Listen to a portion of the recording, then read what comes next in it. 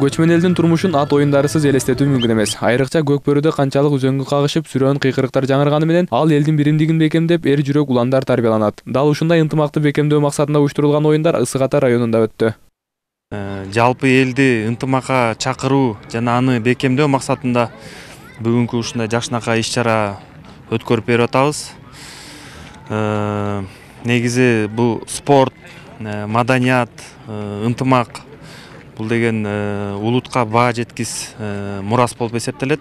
Аталган оюндарды Ысык Ата жаштар биримдиги менен ат оюндары федерациясы уюштурган. Баш байгеге автоунаа коюлган мелдешке район боюнча 43 команда катышты.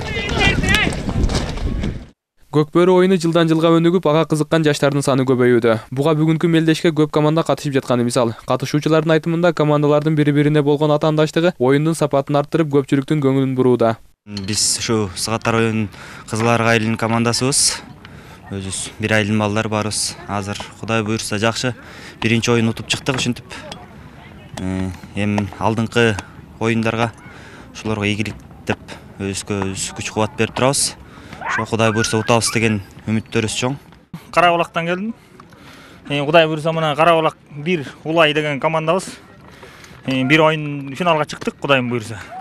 Дагы Кудай буйрса жеңишти каалайбыз бар. Белгилей кетсек, ат оюндары федерациясы жаңыдан гана түзүлүп ишин баштады. Буга чейин Нарын облусунун Ат Башы районунда да мелдеш өткөрүшкөн. Алдыда бул сыяктуу оюндарды байма-бай өткөрүү боюнча максаттары бар.